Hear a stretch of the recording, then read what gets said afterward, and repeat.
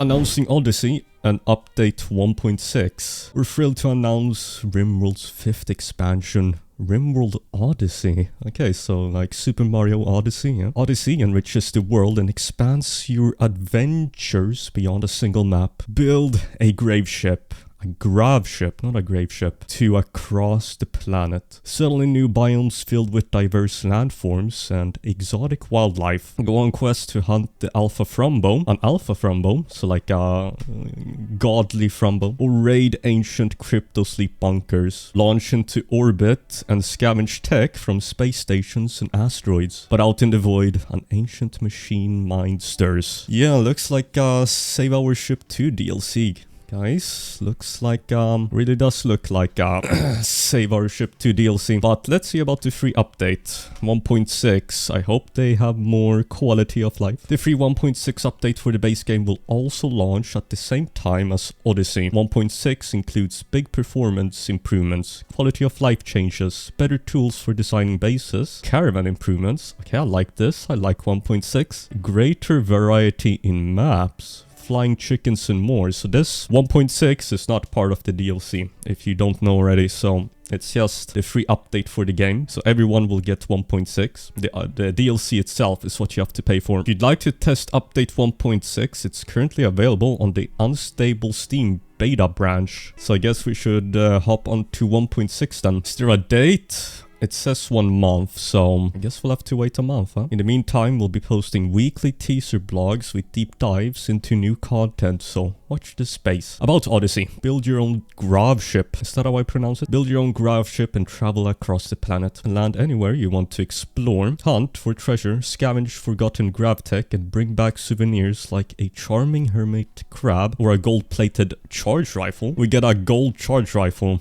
Wait, there is 1.6. Yeah, 1.6 will release with the DLC, just like Anomaly 1.5. It starts small, just a grav engine, a few rooms, some thrusters, and a tank of chem fuel to get you airborne. But over time, it becomes a home, a mobile colony of bedrooms, labs, hospitals, workshops, and everything else your colonist needs. So I've already done RimWorld Save Our Ship 2 500 days, so I know a little bit about this. To expand your ship and go further, you'll need to collect grav cores. You can recover these tech devices from insect-infested caverns, ancient reactors rigged with traps, crash-landed space wrecks, and orbital platforms. Grav cores. So we need to fight insects and trapped ancient reactors. Okay, so we have to explore. Odyssey is about exploration, adventure, and new ways to play. So Save Our Ship 2 plus more exploration, which I like. I thought it was only going to be Save Our Ship 2, but seems like exploration is also expanded upon. Live as nomads that move with the seasons and kidnap raiders by taking off while they're aboard. Embark on a 100-day journey around the world.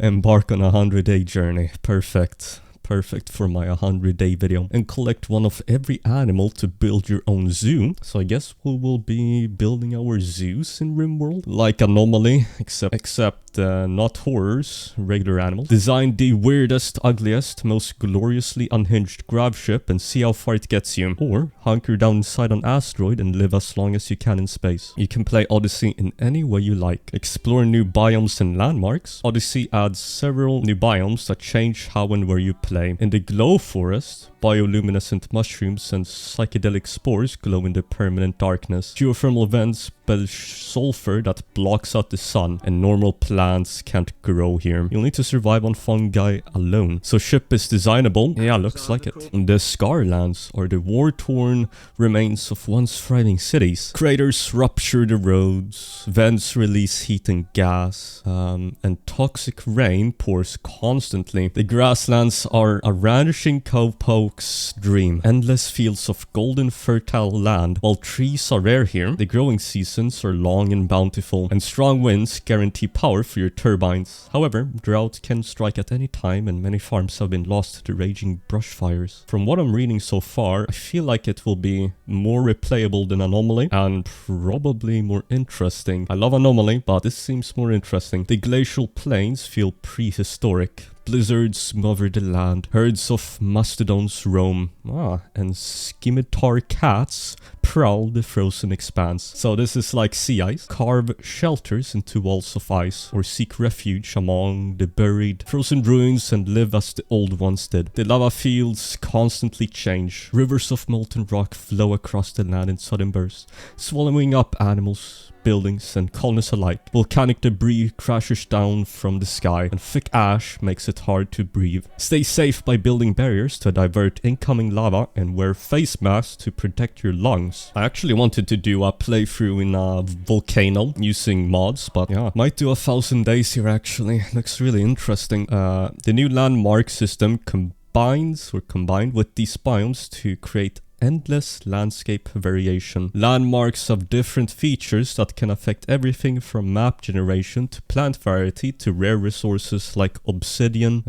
Some features even add explorable underground maps. Interesting. So now you can survive in an underground map. So like in a mountain, like the insect mega hive. No two landmarks are alike. Carve sprawling tunnels into cliffs, chasms, crevices, and valleys for natural defenses. Underground rejoice. Settle near the ocean and build quaint fishing towns on islands, archipelagos, atolls, peninsulas, and fjords, or construct a whole town on the water using Odyssey's new heavy bridges. Wait, so you can now, without mods, live near the ocean, or like on the ocean, on an island, take over abandoned colonies and repurpose them for your own base. Repair the walls, use the furniture, harvest the gardens, and give someone's old home a second life. Wait, so real ruins is a mod from the mod is now in the game? So wait, what if they add abandoned colonies from other people's playthroughs? So like your colony dies and then it will appear as a random abandoned colony. I hope they do this. Could be interesting. Raid ancient structures for resources like chem fuel, weapons, packaged survival, packaged meals, components, minerals, and more. Ancient structures we already know about from like RimWorld ideology, or what is it? We already have ancient structures, so that's not so new, but survive beyond the atmosphere. Thank you, Miss Knight, for becoming a Golden Soul member. Once this drop in 1 month, break past the atmosphere and fly into orbit with your gravship. In space, you land on wrecked orbital platforms, explore derelict satellites, and mine ore-rich asteroids. But look out, rival space scavengers don't take kindly to competition. So this is just Save Our Ship 2. I thought it was only going to be Save Our Ship 2 when I first looked at the Twitter post. I was like, I mean, of course Save Our Ship 2 as an official thing in the game is good, but from what I'm reading here, different biomes, the zoo, everything else, the exploration, this is deeper than I thought. Mechanoid wrecks promise the most advanced gravtech and unique treasures, but murderous machines lurk among the frozen debris. Space is harsh, no oxygen, sub-zero temperatures, and a single hull breach can be lethal. Airtight walls protect your colonists and their pets from the vacuum of space. Keep the power on, or the oxygen pumps will shut down. Build airlocks with vac barriers to prevent depressurization, just like Save Our Ship 2, and equip spacefaring colonists with vac suits before they exit into the void.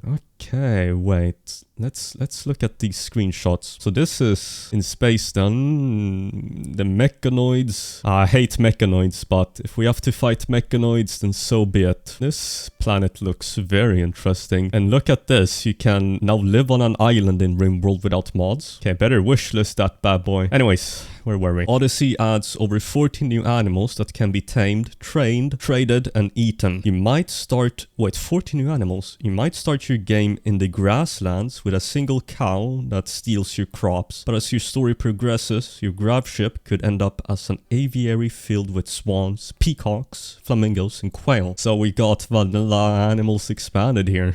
Animals can be taught new skills that make them cute and useful. For example, cats and dogs can now nuzzle colonists more often to lift their mood. Predators like wolves and big cats will hunt down specific targets for you. Okay, you can send find animals like manually now. That's very nice. You have to do a bit of micromanaging with animals, but now it seems easier. Other pets may dig up minerals or bring back foraged snacks. Even animals that can't be normally trained, like the humble walrus, can now be upgraded using a sentience catalyst, an ultra-tech injection that enables the animals to learn new tasks. So now Wally the walrus can fight your enemies. Some species can do more than just bite and scratch. The mastodon's deafening trumpet rattles enemies and throws off their aim. Okay, so like a psycast, but now you can use an animal. Interesting. While the legendary Alpha Frumbo's roar is said to send attackers fleeing before the first shot is fired. You can also fish. Ah, okay. Fishing is in the game now. That will be nice. So another source of food. Different fish appear in different biomes and bodies of water. Colonists can reel in meals like tuna and salmon, as well as other strange catches. Sounds like vanilla fishing expanded. Quests across the planet and beyond. You'll discover new quests through ancient maps, passing travelers and mysterious signals. Track down the mythical Alpha Frumbo by following its herd across the wilderness. If you can bring it down, its priceless razor-sharp horn is yours. Raid ancient mercenary crypts where the soldiers have recently awoken from crypto sleep. Vanilla Ancients expanded.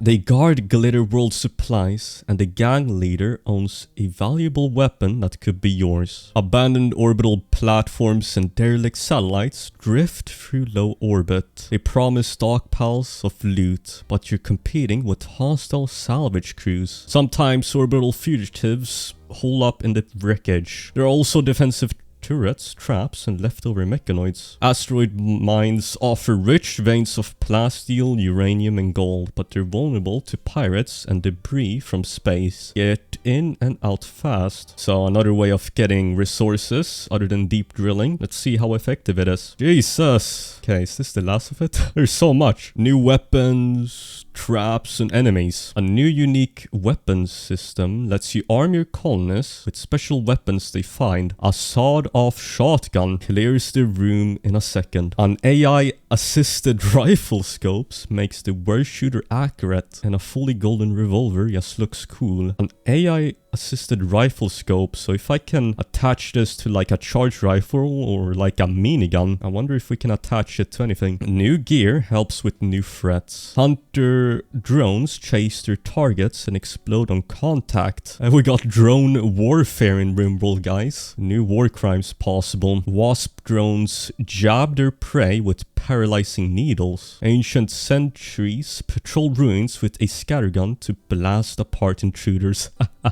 Drone warfare. Praise the Omnissiah. The Cyclops mechanoid barrages enemies with shield-piercing gamma beams. And deep below, the insect hive queen stirs among her cheering spawn. Wait a second, this is way bigger than Save Our Ship 2. When I first looked at the Twitter post, I thought it was just Save Our Ship 2, but we got animals, enemies, new biomes, insects. We got vanilla insects expanded. The machine hive mind. Is this a new ending? Far above the planet, the mech hive pulses with hate. Its mechanoids reproduce endlessly, and they will never stop attacking until every human on the planet is dead. When you reach the inhuman mind behind this terror, you face a choice. Will you destroy it and shut down every mechanoid for good, or take control of its power? Odyssey comes with a brand new album of music by Alistair Lindsay, composer of the RimWorld soundtrack. If you'd like to support Al, the Ost soundtrack will be available to purchase the same day Odyssey releases. Goodness gracious, okay. From what I've seen, this might be the best or the second best DLC behind biotech. And if this is really